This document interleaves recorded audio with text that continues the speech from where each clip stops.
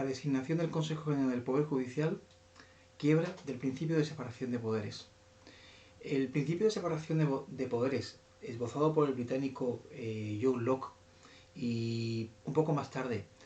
desarrollado y terminado por el barón de la Brève y de Montesquieu, Charles de Secondat, y especialmente en su obra el espíritu de las leyes, ha tenido su reflejo en nuestra Carta Magna, especialmente a partir del título segundo y en su parte orgánica. A partir del título segundo, como digo, denominado de la corona, el título tercero, que lleva por rúbrica de las Cortes Generales, el título cuarto, que se denomina del gobierno y de la administración, y muy especialmente a través del título quinto, que lleva por rúbrica de las relaciones entre el poder ejecutivo del gobierno y el poder legislativo, las Cortes Generales. El único título que lleva por rúbrica expresamente la denominación de poder, es decir, expressis verbis, es precisamente el título sexto, que como digo lleva por rúbrica del Poder Judicial. El Consejo General del Poder Judicial está regulado dentro del título sexto, sin embargo podemos decir que no es un órgano judicial en el sentido estricto de la palabra, puesto que no tiene atribuidas las funciones jurisdiccionales, es decir, no tiene jurisdictio, no tiene la función, como dice el artículo 117, de juzgar y hacer ejecutar lo juzgado como sí corresponde a los integrantes del Poder Judicial, que son jueces y magistrados. En cuanto a la naturaleza del Consejo General del Poder Judicial, podemos decir que es un órgano constitucional, en el sentido de que su configuración básica se encuentra en el propio texto constitucional, aunque su desarrollo posterior se ha encomendado por la Carta Magna a través de la aprobación de una ley orgánica en la forma prevenida en el artículo 81 de nuestro texto constitucional. Como digo, el único artículo que dedica nuestra Carta Magna al Consejo General del Poder Judicial es el artículo 122. En él, en su párrafo segundo, se define al Consejo General del Poder Judicial como el órgano de gobierno de los jueces, aunque ya se ha ocupado nuestro Tribunal Constitucional de advertir que no estamos en presencia de un órgano de autogobierno de los jueces. El artículo 122, en su párrafo tercero, nos dice que la composición del Consejo General del Poder Judicial precisamente permite que puedan formar parte de él el presidente del mismo, que será el presidente del Tribunal Supremo, y también 20 miembros nombrados por el rey, acto meramente formal, dado el carácter simbólico de la monarquía parlamentaria en nuestro país, nombrados por el rey por un periodo de 5 años. Nuestra Carta Magna configuró un modelo inacabado del Consejo General del Poder Judicial porque estableció que la designación de los 20 miembros, de los cuales 4 corresponderían al Congreso por mayoría de 3/5, 4 al Senado, entre abogados y juristas de reconocida competencia con más de 15 años de ejercicio. Sin embargo, de los 22, 12, los llamados de procedencia judicial o los del turno judicial, serían designados, dice la Carta Magna, en la forma que se establezca o que se desarrolle en una ley orgánica. Llama poderosamente la atención, en primer lugar, cómo los padres de la Carta Magna remitieron al Poder Legislativo la configuración definitiva de la composición del Consejo General del Poder Judicial. Habría sido más correcto, en modo de entender, que hubieran definido totalmente el modo de designación de los miembros del Consejo General del Poder Judicial para evitar, por ejemplo,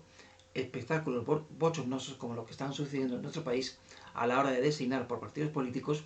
basados en principios o en intereses partidistas en lugar de la búsqueda y la defensa del interés general, que debe presidir la actuación de todos los poderes públicos sin excepción. Hay autores que han llegado a afirmar que nuestra monarquía parlamentaria, nuestro sistema parlamentario, es un sistema parlamentario de partidos, donde la Cámara Alta, o mejor dicho, la Cámara Baja, el Congreso de Diputados, se ha convertido en la cámara de resonancia del partido que ostenta el gobierno, que controla la mayoría parlamentaria en el Congreso de Diputados. Como digo, de ese peligro que encerraba esta forma de designación de los miembros del Consejo General del Poder Judicial, ya avisó el mismísimo Tribunal Constitucional en la sentencia 108/1986. Merece la pena leer un fragmento del Fundamento Jurídico Tercero, donde el Tribunal, como digo, ya avisó de la problemática que iba a suceder en España en los años venideros. La lógica del estado de partidos, dice el TC, obliga a mantener, al margen de la lucha de partidos, ciertos ámbitos de poder y entre ellos, señaladamente, el Poder Judicial. Sí se debería achacar aquí cierta valentía a nuestro alto tribunal, o como yo suelo decir habitualmente, cierta audacia a la hora de haber señalado que esta forma de designación, aun cuando constitucional, desde luego era muy problemática, especialmente porque convertía a los partidos políticos en los verdaderos creadores de los miembros y de la designación del Consejo General del Poder Judicial. Desde el punto de vista del régimen jurídico, del régimen legal del Consejo General del Poder Judicial, la primera ley del Consejo General del Poder Judicial, la 1/1980, a mi modo de ver, estableció un sistema correcto de designación de los miembros del Consejo General del Poder Judicial. Mantuvo lógicamente, como no podía ser de otro modo, que los 4 miembros serían designados por el Congreso, 4 miembros serían designados por el Senado, pero los miembros de procedencia judicial, los famosos miembros, los 12 miembros del conocido como turno judicial, desde luego, esa ley estableció, a mi modo de ver, con un criterio absoluto correcto, estableció que serían elegidos no solo entre los jueces, sino por los jueces. Este sistema subsistió hasta la Ley Orgánica del Poder Judicial, dictada en cumplimiento del artículo 122.1 de nuestra norma normarum, de nuestro texto constitucional,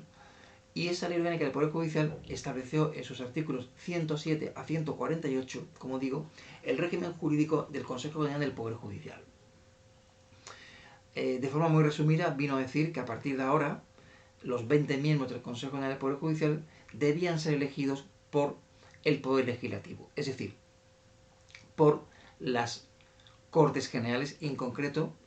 especialmente por el Congreso y por el Senado.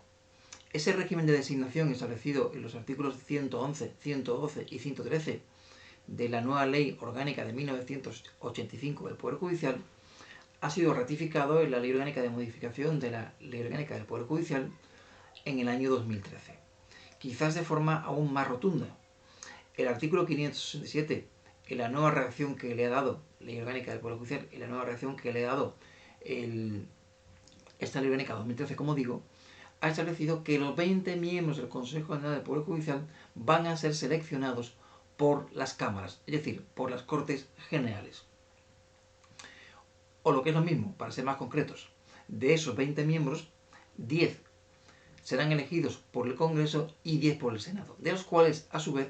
6 son de procedencia judicial y 6 son elegidos de entre abogados y juristas de reconocida competencia. Es decir, aquel sistema de designación establecido por la ley de 1980, con corrección y con un criterio bastante acertado a mi modo de entender, ha sido sustituido por la selección de todos los miembros, de los 20 miembros del Consejo General del Poder Judicial, por el Congreso y el Senado. Con lo cual la injerencia del Poder Legislativo en el Consejo General del Poder Judicial es totalmente absoluta y amplia. Como digo, el Consejo General del Poder Judicial no es un órgano judicial, no tiene funciones jurisdiccionales, pero sí tiene funciones trascendentales en nuestro sistema constitucional, especialmente porque designa a los miembros de las distintas salas del Tribunal Supremo. No olvidemos que el artículo 102 de nuestra Carta Magna, al establecer la responsabilidad penal de los miembros del Gobierno, establece que es competente para conocer de los delitos contra los miembros del Gobierno, del Poder Ejecutivo, la Sala de lo Penal del Tribunal Supremo, que precisamente ha sido designada por el Consejo General del Poder Judicial, que a su vez tiene su designación en las Cortes Generales. Evidentemente, a mi juicio, se está produciendo una vulneración flagrante del principio de separación de poderes, tal como fue esbozado por Montesquieu a mediados del siglo XVIII en pleno proceso de la Ilustración, que desembocó la Revolución Francesa y en el nacimiento sobre todo del Estado de Derecho, cuyo principal elemento es, entre otros, el sometimiento de todos los poderes públicos sin excepción al ordenamiento jurídico. Queda solamente, o resta solamente, por efectuar una pincelada al derecho internacional. De todos es conocido el sistema polaco de designación del NCJ, su Consejo General del Poder Judicial, que ha sido objeto de resoluciones por el Tribunal Europeo de Derechos Humanos. podemos afirmar, sin lugar a equivocarnos, que sentencias recientes del Tribunal Europeo de Derechos Humanos, especialmente la Retkovich, el asunto Retkovich del año 2021 contra Polonia, y en el asunto Advanced Pharma del año 2022, de febrero de este año, en las que el Tribunal Europeo de Derechos Humanos ha sido contundente a la hora de entender que se está vulnerando el derecho a un proceso equitativo regulado o consagrado en el artículo 6 del Convenio Europeo de Derechos Humanos, precisamente por la forma de designación de los miembros del NCJ o Consejo General del Poder Judicial polaco. Se estaría, por tanto, vulnerando un principio procesal de máxima importancia, que es el derecho a la tutela judicial efectiva, que en nuestro derecho está contemplado en el artículo 24 de la Carta Magna y que prohíbe la indefensión y que reconoce expresamente el derecho al juez ordinario predeterminado por la ley. También ha habido resoluciones del Tribunal de Justicia de la Unión Europea en la que se ha afirmado que se está vulnerando el derecho de tutela judicial efectiva en el modo de designación por parte del gobierno polaco y especialmente del sistema constitucional polaco de los miembros del NCJ o Consejo General del Poder Judicial polaco. Se estaría vulnerando precisamente el artículo 19 del Tratado de la Unión Europea y así ha sido reconocido de forma expresa en varias sentencias del Tribunal de Justicia de la Unión Europea. Por tanto, a modo de conclusión, debemos proponer, aunque estamos seguros que va a caer en saco roto desde el punto de vista de propuesta por algún partido político, entendemos que debemos proponer que el sistema de designación de los miembros del Consejo General del Poder Judicial, dada la importancia y la trascendencia de sus funciones constitucionales, deba ser objeto de una importante revisión y, en su caso, de una necesaria modificación,